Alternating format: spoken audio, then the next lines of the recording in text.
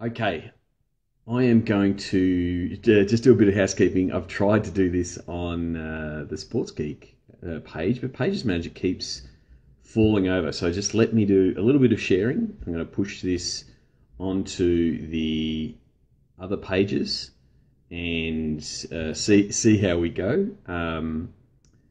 Let's see if I can share it into an event. Let's see. There we go.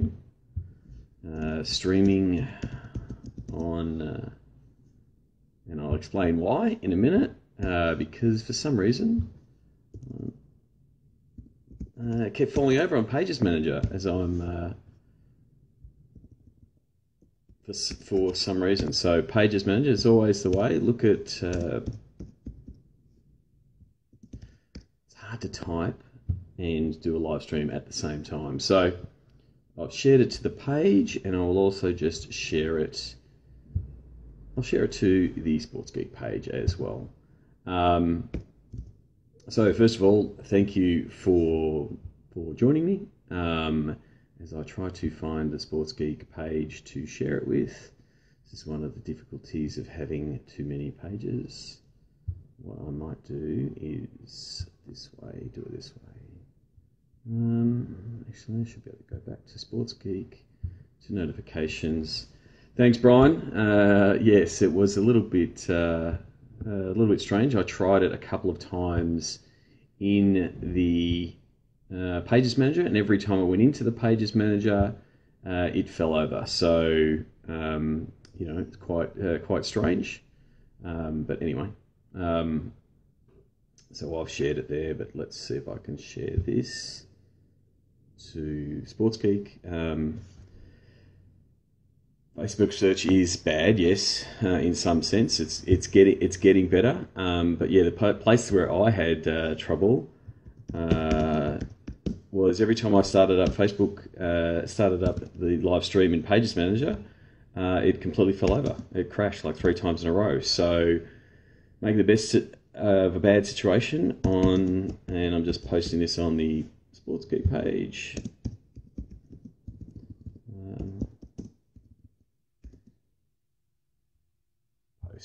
So execution-wise, this is not how I wanted to do it, but make the best of a bad situation. So I've got a couple of questions that people have sent through to me over the journey. I'll also take on board questions that get sent through. I'm in the Sports Geek office. It's Casual Friday, and I also realise that this is backwards, but I'm sure you can figure out that says Sports Geek. What device am I using? I am using the phone. So I'm using Facebook mentions on my page. Like I said in my previous one, I got access to Facebook mentions, which is a product that athletes and celebrities, and I don't fit in either of those categories. But it's a tool for them. It's a tool that Facebook's using to get athletes to be using Facebook and their page more and interact with their page. I find it really useful to sort of keep track of things from my Sean Callanan account. So I'm going to do a bit of testing. I went into Pages Manager to do this, and unfortunately, it kept falling over. So I'm going to do my best to keep track of all the comments. Yes. Oh, there you go. Thank you, Brian. My shirt is backwards for me, but not for you. Okay, that's always good to know. Which is not always the same with other platforms. So Snapchat, when you're seeing Snapchat in the selfie mode, it broadcasts in that same way. So that's what I was not sure of. Thanks for the tip. So if you want to comment live on this, I think you need to do it. You need to do it on the Sean Callanan page. If you are commenting on the Sports Geek page, I can see the comments coming through. It's just a matter of trying to find out where those comments are coming. So I'm seeing I'm seeing Brian comment, and I saw Jim comment, but I don't know where you've commented, Jim. So anyway, keep them coming in. I'll do my best to try to track down where the comments are and things like that. But what I want to do is take through a couple of questions, and as I said, a bit of a hiatus for the podcast itself, because James, my podcast editor, is quite rudely gone on holiday, and so he's got 2 podcasts ready to go, and so they will be out hopefully next week, and I'll get back on the track. But I thought, okay, so Jim is commenting. I'm going to get to the. Oh, there we go. Now I've continued back. So if I pause, then I won't do it. So Jim was commenting on the event page. And so this is a bit of a shout out to a good friend of mine and a good friend of, there we go, Kylie's on my page, Steve Sammartino. It does appear, especially trying to do this with 2 pages and promoting it with an event. I'm still not convinced an event is the right way to do some of these things. So the event's a good way to get the name out. But yeah, Jim's putting comments on the event, and I'm seeing the notifications of the event. There you go. Jim is commenting on the event, and that's where the video was posted. So again, if you jump onto my page, I can see those comments on the feed, like Brian and Kylie, whereas Jim is over on the event page, and someone else is probably over on the Sports Geek page. So it is the great fragmentation of live video for Facebook. So I wanted to go through some of the questions and take the ones that you've got as you're coming along, and we'll see how we go. It's a bit of like I said, a bit of an impromptu. I want to see if this platform works for me, for you, my audience, and those kind of things, and also if I can see it as a filler between podcasts, how I can go about using it. So I've got some questions here. If I don't get them on the feed and on the comments, then I will just keep chugging through these. So the first one was I was asked if there's a lot of people refer to me as a good guy on the tools and know all the tools, and some people just call me a plain old tool. And I'm always asked, what's the latest cool new tool that you're using that you've checked out? That I should be using, and yeah, I do have a long list of tools that I use to run all things Sports Geek. The latest cool one that I found out about earlier this week is a tool called Crystal Nose. So it's crystalnose.com, and it is creepy as hell. But as a marketer and as someone who does B2B stuff and tries to connect with people and loves using LinkedIn, Crystal Nose is really awesome. And so the idea is, and test this out yourselves, either while you're watching this or while if you've got a meeting coming up, type in your name or type in someone's name and see what Crystal knows. It builds out a social profile based on your social activity, whether that be LinkedIn, Twitter, any of those type of platforms. And it comes back and says, you should talk to Brian this way when you're doing an email, or you should mention these kind of things when you're meeting them in person. And so it's so in that sense, it's really creepy, but it seems to, and I've done it with a few people so far, it seems to sort of hit the mark. And also if you read your own, you go, gee, there's a lot of truth to that. There's a little bit of when you read your own horoscope and go, oh, that's totally me. So there's a bit of algorithm at play there. But yeah, crystalnose.com. So I've started using it. It's even got a Chrome extension template to help you write the email to the person. So these people like nose as in nose, Knows, not nose as in your face. Thanks for the clarification, Brian. So it's a cool tool. I'll be using it, especially when I have a really cold lead, when I don't know someone. Most of the time my process is, and the tool that I do use for this kind of stuff is Reportive, which is Gmail plugin. It sits inside your email. And if you get an email from someone, it will actually automatically bring up their LinkedIn profile and how you're connected with them, if you are, or who are your secondary connections. And it has a little connect button, so I can just go click, hey, good, thanks for the email, would love to connect on LinkedIn. So it's a really good way to build up your LinkedIn connection. Yes, Crystal Nose with a nose does suggest something completely entirely. I completely agree with that, Danae. So I normally use Reportive to build my LinkedIn connection base and get a bit of a profile of who they are. Occasionally, it's shown someone to be someone who they're not. I can't tell that story, but ask me if you see me in person. I'm not going to put that out on the internet right now. So reporting is a good one, but yeah, Crystal Nose does the same sort of thing. It just goes in a bit more depth, a bit more of a. It's like getting a live psychographic profile of someone. So Crystal Nose is the tool, is my cool new tool of the week that I'm giving a test out. So give it a go. Another question I had, and has been coming in over the last couple of days: why wasn't I at Seat London? So Seat London successfully completed yesterday or earlier or last night, depending on what part of the world you're in. Unfortunately, I could not go to Seat London this year. I thoroughly enjoyed Seat London last year. You'll see here I've got my Lord's cricket ball with Mike Gatting's signature on it from last year, where I was lucky enough to interview Mike Gatting at Seat London. Unfortunately, the Sports Geek clients and the amount of work that I had on this week didn't allow me to effectively take a week and the 30 hours there and back in travel to get to Seat. So no other reason other than the good reason of being too busy and having too much client work. But again, all of the follow the tweets and all the feedback that I've heard from all the people who went, and really glad to see a lot of the Sports Geek podcast community, both from a guest point of view and the listeners attending Seat. And for the people who I did not meet in real life that I was promising to meet in real life, I will in the near future. So that's why I didn't go to Seat. Too busy, too much work, which is a great problem to have. So that was the answer for that question.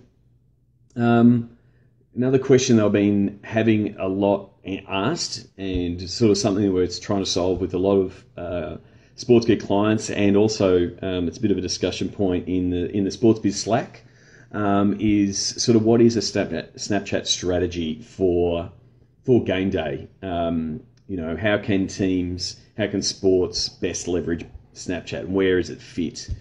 So my main sort of go-to point is for Snapchat, and I guess this sort of stuff started for me at last year's WrestleMania. If you've seen me do a keynote since then, the ability for Snapchat to really develop FOMO, fear of missing out, is paramount.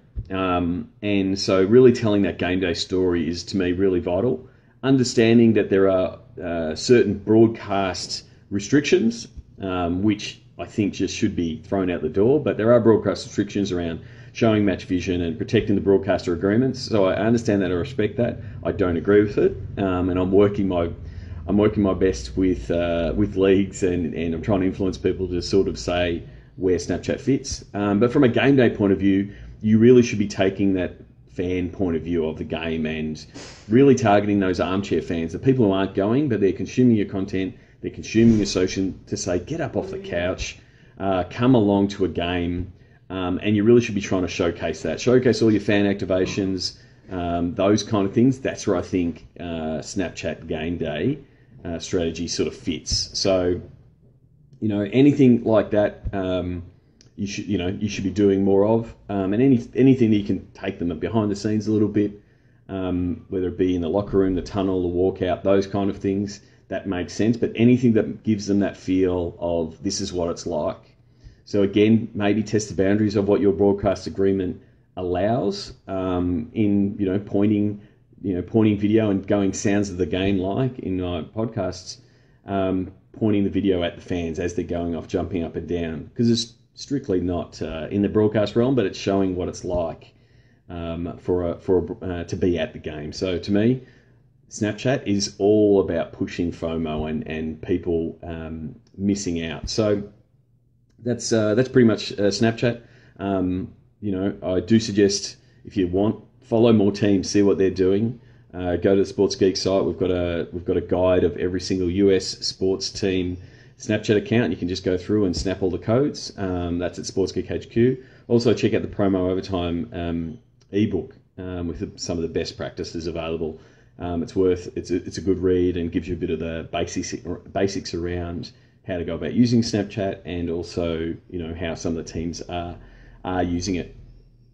I always ask for best use cases and best practice, and I'm always sort of snipping and putting them in Evernote or dropping them in my best practice channel on Slack.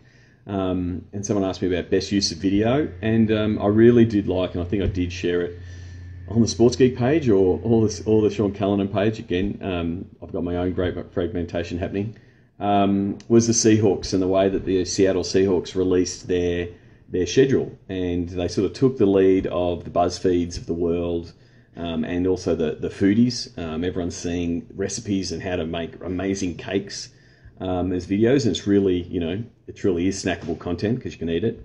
And so the Seattle Seahawks created their schedule as a cake, and they said this is how you bake the Seahawks schedule, and they chucked in all the logos or something that was aligned with the team, put it in the oven, and they came out with cupcakes signifying all the weeks.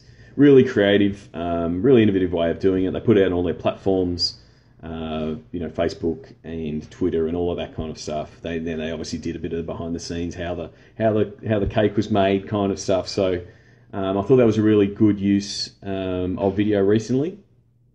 I also had a bit of a few back channel questions. I thought this is a really good opportunity to address it.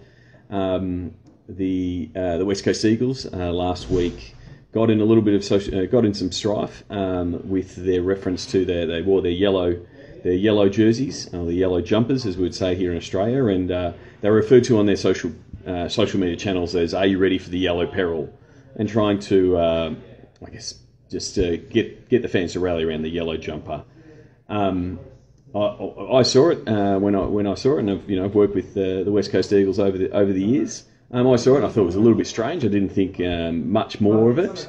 But then what I found, then the reports have come through that yellow peril being a racist term from the 30s and 40s is where they've got into trouble. Now, it's one of those things where you've got to potentially vet those kind of things. But if it's something in this case, and whether I've got ignorance, and I'm sure it wasn't done intentionally by the staff at the West Coast Eagles and their digital team, it is something that listening is really important. And so, anytime you're doing any of that type of stuff or anything, it really does pay to pay attention to the comments, because really the media just jumped on 2 or 3 comments that said, "Oh, do you realise how racist that is?"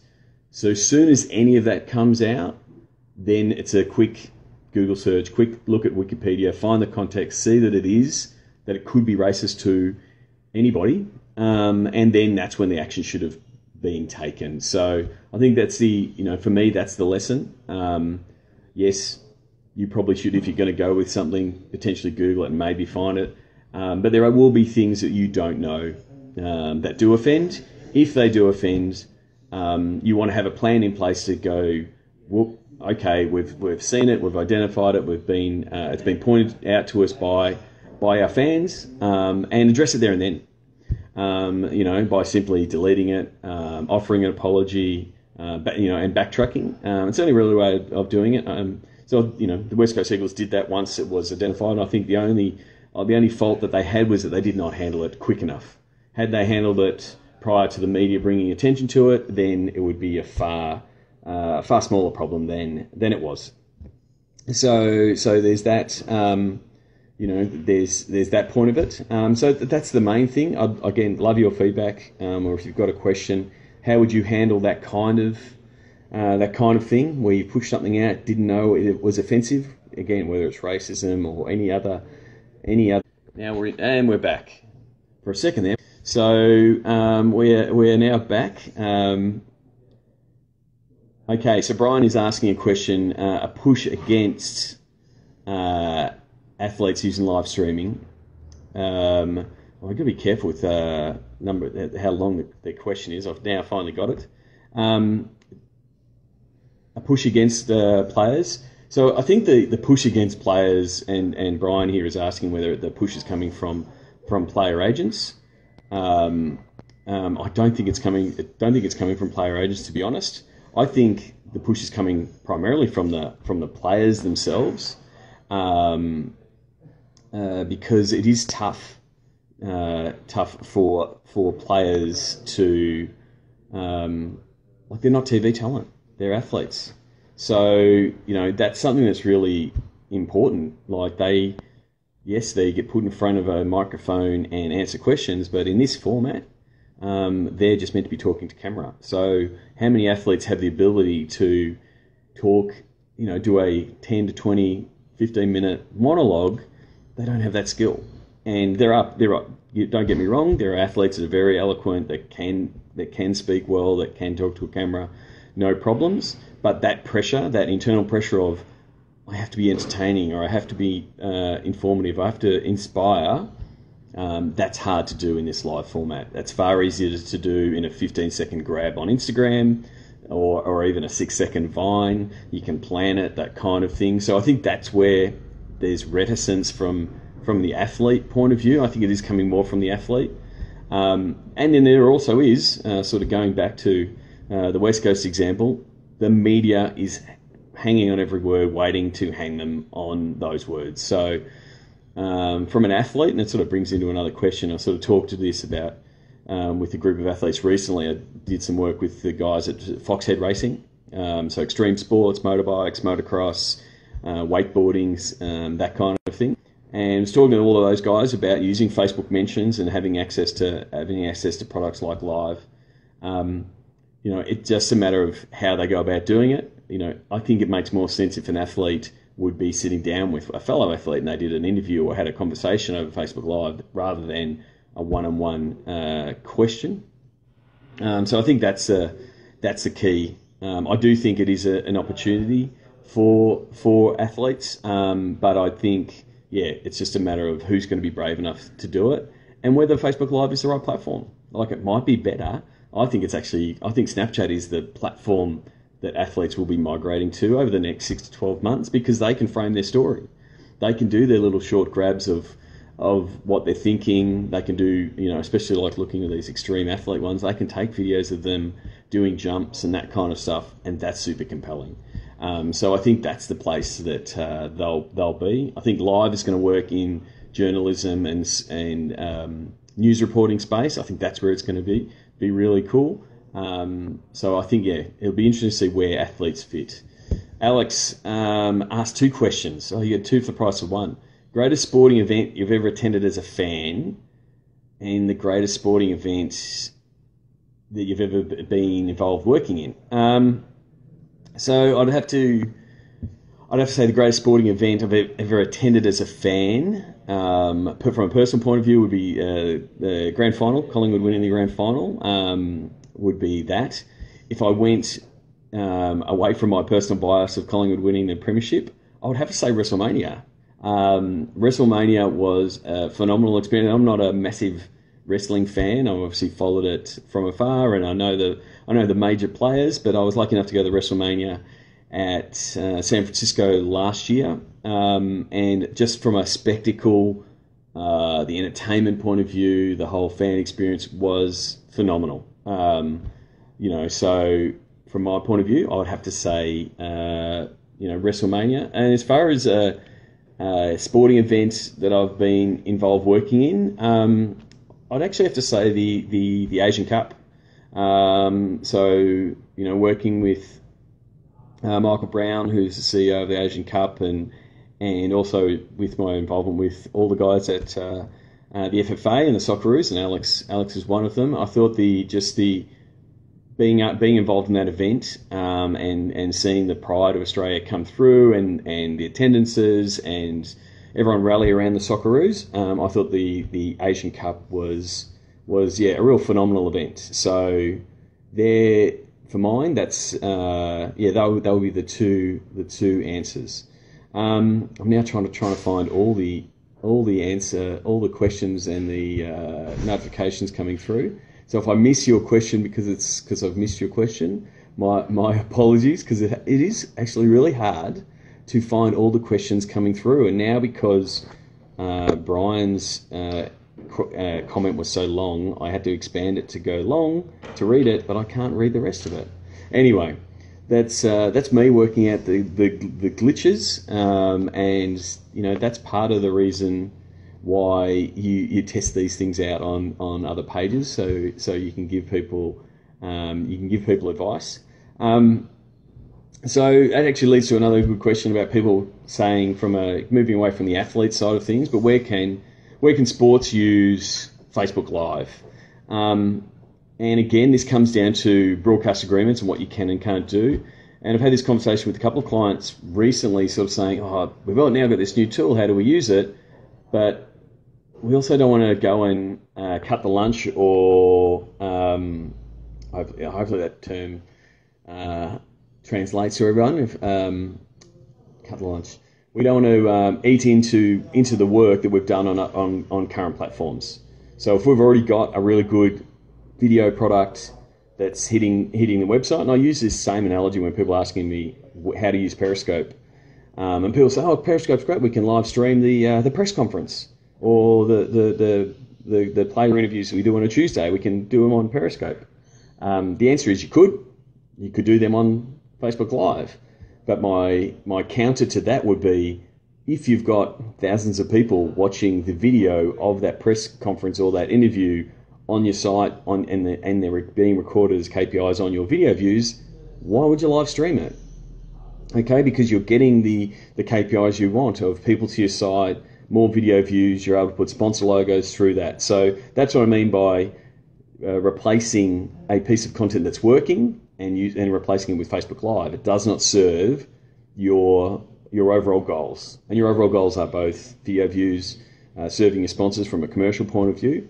But what I would be looking for is, how can Facebook Live be added to your suite of things to better serve your goals? So it has to be an and. It can't come at the cost of something else. There you go. I'll finally explain what cut your lunch means, in my sense anyway. So look at what they're calling shoulder programming. So that doesn't mean shooting it over your shoulder, which you could take that way. It means it's adjacent to. So if you've got a weekly live show, or you've got a weekly panel show, that kind of thing, Facebook Live might be used to preview the show, to say what's coming up, to take some questions from a really engaged fan group, maybe challenge them to give you a word to use in the day, that kind of thing. So they're the kind of things where I think Facebook Live works. So I think anything else in that sort of space, that's what I'd be looking for. Something to enhance what you're doing, and how you're going about it. So that's to me that's the main thing. The other question I had, and it's been a big discussion in the Sports Geek Slack, or the Sports Business Slack, I should say. So the Sports Business Slack is now, and I'm going to go check. I'm going to give the running tally right now. There's 309 members in the Sports Business Slack, and I'm absolutely blown away by the response of everyone in there. So if you're not in there, if you're watching this now, and you're not in the Sports Business Slack, please go to it, sportsgeekhq.com/Slack. So if you work in the world of sports business, and you want to know about digital, you want to know about campaigns, you want to know about sponsorship ticketing, we've got channels for all of that, and there's conversations happening with campaigns being shared and commentary. And so one of the big discussion points has been the Twitter NFL deal, because early on it was thought that Facebook would jump in and they would do this broadcast deal for some of the NFL rights. And in the end, Twitter sort of swooped in at the last minute. They weren't in any of the conversations, and got the deal for $10 million. So I think it does come down to will they get the value for the rights, and for them it does come down to users. Twitter need to get users out of the deal. And so that will be the key point. Will people want to be watching NFL games on their phone? Who knows, right? It's sort of a convenience thing. It's not a primary device, not a primary way of watching it. But it is a lead magnet, I guess, to getting in more fans, because that's what Twitter needs, that bump. It needs to become more mainstream. I know a lot of people probably watching this are on Twitter, love Twitter, understand Twitter. From a mainstream point of view, there's still a lot of people that don't. So there was a really interesting article. Let me see if I can find it on Twitter and its acquisition remember where I posted it. And this is where Slack is really good. What I'm going to do is I'm going to say Twitter CPA. I'm going to type it into Slack. There we go. I put it in the media channel on Slack. And so it was a Wall Street Journal article on that, and they sort of broke down what the cost per acquisition might be. To a point where if they get this many users, it'll cost them this. So that's something that's happening it's part of the conversation that's happening in the sports business Slack. So if you go to sportsgeekhq.com/Slack, you can join in that conversation. Another question is this one's a Facebook one. Facebook recently brought out Facebook Instant Articles.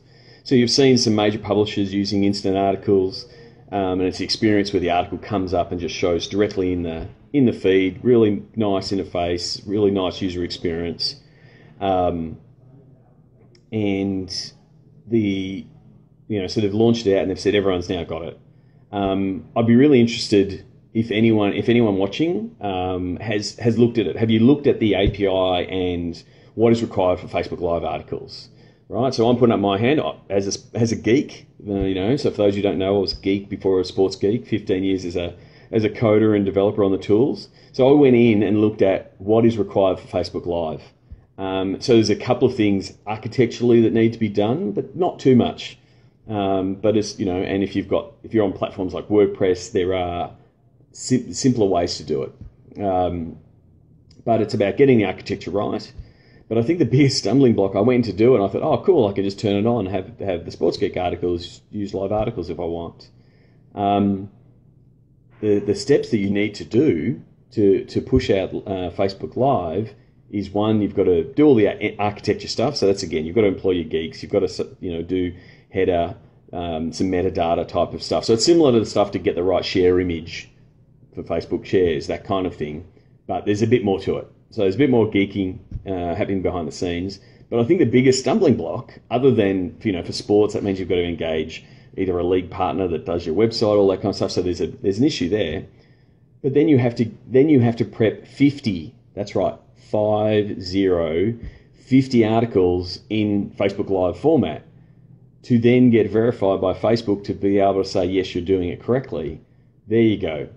It's off the agenda for sports, unless your web host and your CMS provider just starts building that integration and enables you to turn it on a flick of a switch.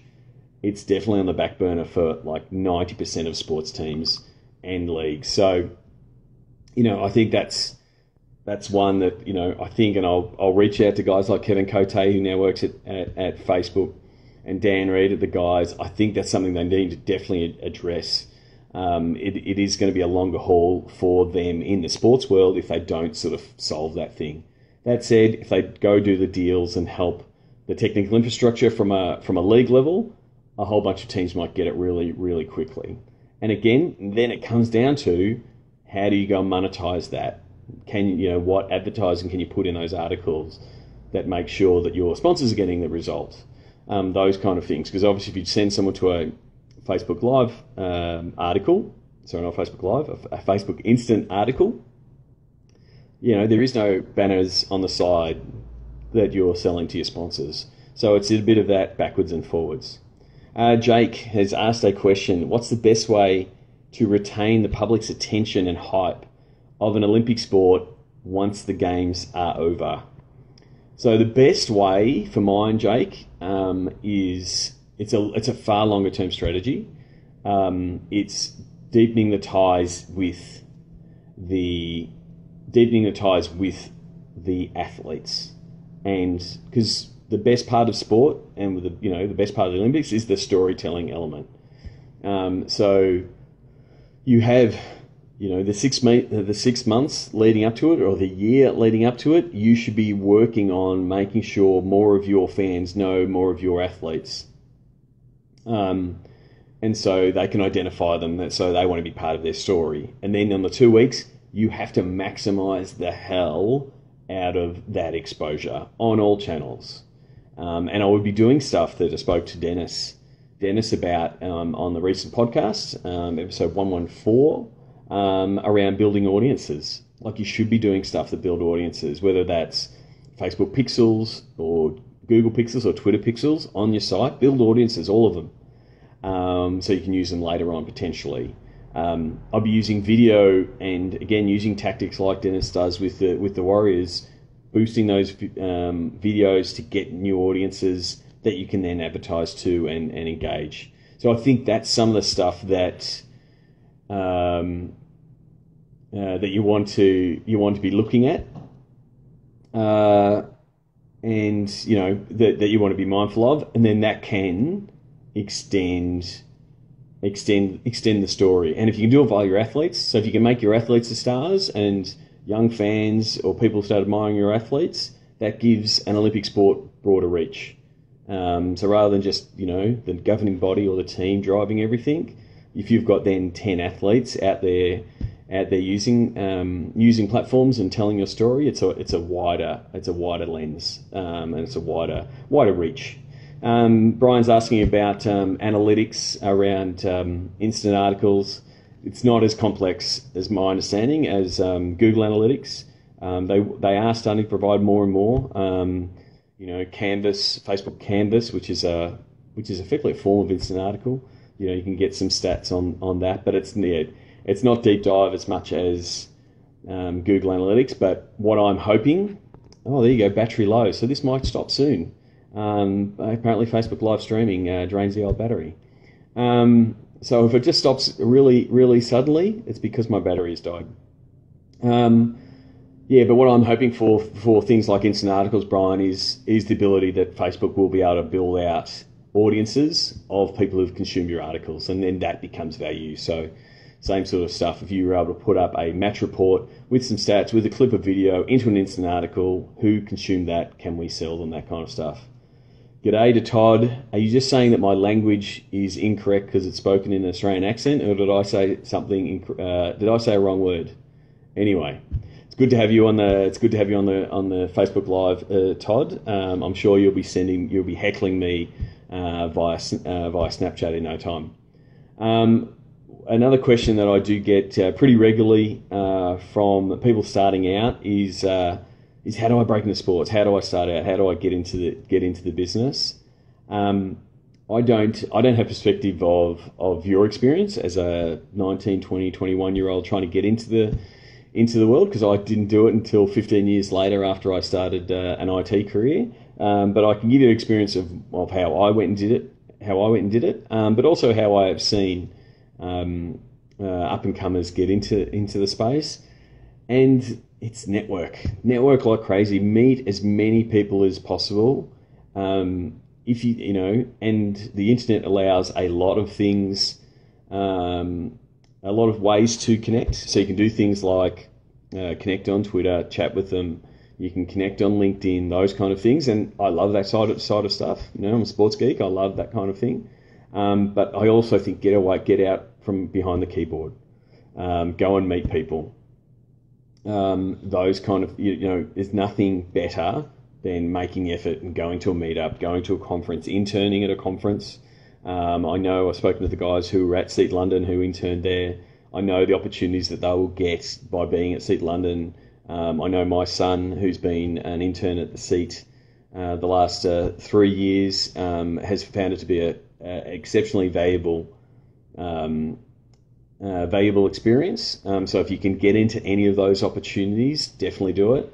If you can get in as an interning opportunity or a volunteer position in sports, that's the best way to get in, because if you're going, sports teams will like to go with someone they know rather than going with someone that they don't know. And there you go, Todd, who does say there in the comments he mentors people who volunteer where possible to get the experience. And yeah, definitely, I completely agree with Todd in the comments. So again, dive in the comments. It's going to be really good. There's going to be gold in them comments. Don't shoot straight for, I want to go and intern at the pro leagues. There is so many people that made their start in the minor leagues, and in the US there's so many minor leagues and colleges. There's so much opportunity in that space. I go back to Seat last year, and Melissa, I'm going to try to say her name right, Melissa Marshona. I've definitely said it wrong. She was formerly at the Penguins, and now she's at the Jets. I think she has now worked at 10 teams. And, her last two have been NHL and NFL. So, and she bounced around from minor league teams. So hopefully have Melissa on, and hopefully I'll get her name right when I have her on the podcast. Some really good advice, getting into the minor leagues, but just getting into any kind of sport and just offering to do anything, because sports is a lot of doing a lot of things. So, don't be afraid to put on the mascot costume. Don't be too proud to be setting up tents and manning a desk and handing out flyers, because that's where the start is. And the hustle of doing that is where people get employed. I'm getting all these tough names. Johans? I hope I'm saying Johans. He's asking a hashtag strategy, and it's sort of leading on from Jake's question around the Olympics, around would you use hashtag for a single game like AusJur, or would you use a sort of a themed hashtag that you want to drive, for your whole campaign? I would lean towards, because the Olympics, special consideration. It's 2 weeks of craziness, and you want to try to cut through that noise. So a single game hashtag works in, the week-to-week competition. Like, I think it works in the NFL, I think it works in the AFL, the NRL, that kind of thing, where it's one game each week, or 8 games each week. But for the Olympics, if someone saw AusJur, which I'm assuming it could be Australia and Germany, it could be Austria, Germany, there's a whole bunch of things that could be there. They don't even know what sport it is. And so I think, going back to what Jake was saying, you want to rally your digital cheer squad around your sport. So I would go with that long thematic theme that ties your team to that hashtag, to the passion of your fans.